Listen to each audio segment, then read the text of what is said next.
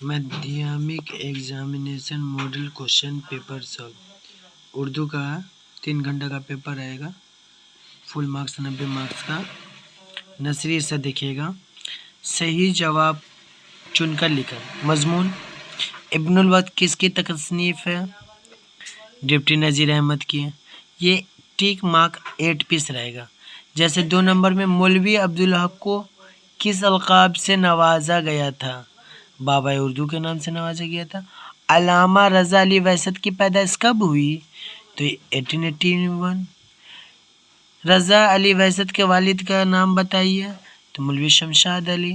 अफसाना अंधेर किसकी तख्लीक है? प्रेमचंद की होगी। प्रेमचंद का असल नाम क्या था? धनपत राय होगा। या मजमून साहब बाथरूम में है का ताल्लुक किस सनफे से है? तो यहाँ मुश्तबा हुसैन की पैदाइश कब हुई? 4 ऑप्शन रहेगा, एक को टिक मारना रहेगा। उसी तरीक़ा से 1 मार्क्स का सैक जो होता है ना वो रहेगा। 2 नंबर में देखिएगा किसी 3 क्या लिखा हो? किसी 3 सवालों के जवाब दीजिए। तो मजिस्ट्रेट नोबल साहब का अर्दली कौन था?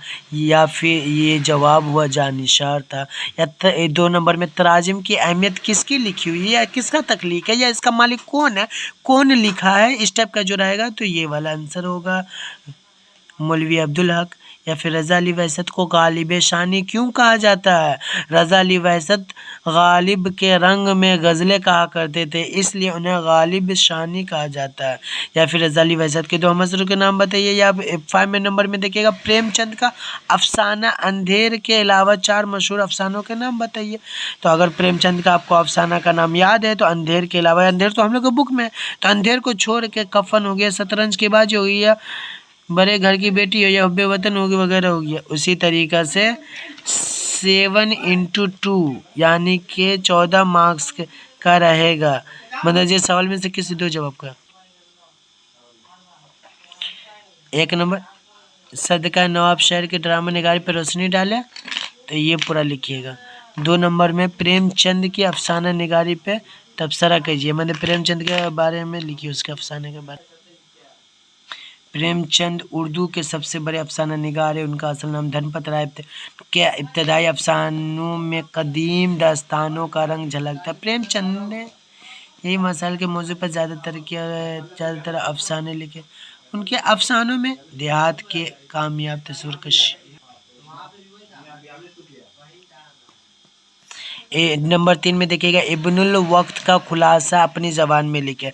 इब्नुल वक्त का खुलासा के बारे में आप जो भी जानते हैं वो हम लोग लिख देंगे। 4 नंबर देखिएगा मौलवी अब्दुल हक की उर्दू खिदमत का जायज़ा लीजिए। मौलवी अब्दुल हक कि उर्दू खिदमत का जो है जो भी उसके बारे में जानते हैं। बाबा उर्दू मौलवी अब्दुल हक का शुमार उर्दू के एक बड़े अदीब और मुत्तकी की हैसियत से होता है। उन्होंने उर्दू की तरक्की के लिए अपनी ज़िंदगी वक्फ कर दी थी, सारी ज़िंदगी ख़त्म कर दी थी। उनकी ज़िंदगी का हर लम्हा उर्दू की फ़िक्र में गुजरा। उर्दू के फ़िक्र के बारे में वो जो सोचते थे वो बड़े ही अंदाज में सोचते। ये उनकी खिदमत का एतराफ़ है कि कौम ने उन्हें बाबा उर्दू का खिताब दिया। ठीक इसी तरह जब कर देंगे तो अब आएंगे नज़म हिस्सा में। नज़म हिस्सा में भी बाबू वही रहेगा। क्या रहेगा आपका? 1 मार्क्स का 7 पीस रहेगा। 1 नंबर में देखिएगा सिराज के अहमद शो की निशानदेही कीजिए। 4 दिया रहेगा, एक ऑप्शन में टिक मारेंगे। उसी तरह 2 नंबर किस शायर को गालिब दौरा कहा जाता है? या 3 नंबर में अल्लामा इकबाल को सर का खिताब कब मिला था? या शायर इनकलाब किस शायर को कहा जाता है? इस टाइप का ये जो है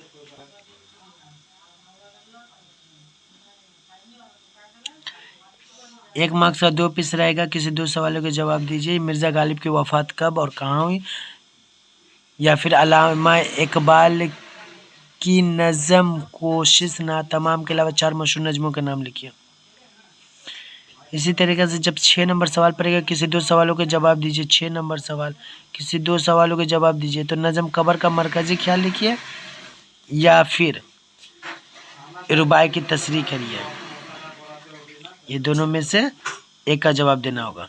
तशरीह याद है तो तशरीह लिख दीजिएगा, खुलासा याद है तो खुलासा लिख दीजिएगा। मरे माविन के बारे में देखिएगा। माविन से 1 मार्क्स का जो क्वेश्चन आता है यहाँ देखिएगा। सरगज़श्त आज़ाद बख्त बादशाह की किसकी तख्लीक है? मतलब ये किसका लिखा हुआ, या इसका मालिक कौन है, या इसका लिखने वाला कौन है, या इसका तख्लीक कार कौन है? तो हम लोग बोलेंगे बे आंसर, मीर अमन देहलवी। इसी तरह 2 नंबर में सरगजश आज़ाद बख्त बादशाह की का ताल्लुक किस सन से है, तो हम लोग बोलेंगे दास्तान से, क्योंकि ये एक दास्तान है। जैसे 11-12 में पढ़ेंगे तो अफसाना हो गया, अफसाना में नदी आता है, अफसाना हो गया आपका आपा जो 12 में है। तो इसी तरीक़े से हम लोग में अभी दास्तान है तो दास्तान करेंगे। इसी तरह सरगजश आज़ाद बख्त बादशाह की किस किताब से माखूज़ है, तो बागो बहार किताब जो है, 4 किताब का नाम दिया, उसमें से बागो बहार जो किताब है उसका ये अखज़ किया गया, लिया गया। बागो बहार किसके लिखे हुए है, तो बागर बहार मीर अमन देहलवी की लिखी हुई है। 5 नंबर देखिए, फुट विलियम कॉलेज की बुनियाद कब पड़ी, सबको पता है 1800 में पड़ी। उसी तरह देखिएगा फुट विलियम कॉलेज की बुनियाद किसने डाली थी, उसी तरीके से देखिएगा सरगजश आज़ाद बख्त बादशाह की बागो बहार के तख्लीक कब हुई थी, 1802 में हुई थी। फुट विलियम कॉलेज कहाँ है, या बागो बहार में कितनी कहानियाँ, या फिर मीर अमन देहलवी का तखल्लुस लिखे। आज़ाद बख्त कहाँ का बादशाह था, या मीर अमन की किताब बागो बहार के अलावा कौन सी दूसरी किताब से निशानदेही कीजिए। ख्वाजा सरपरस्त कहाँ का रहने वाला था। बागो बहार किस किताब का तर्जुमा है, किस्सा 4 दरवेश का तर्जुमा है। 15 नंबर क्वेश्चन देखिएगा, मीर अमन की किताब गंजखूबी किसका तर्जुमा है।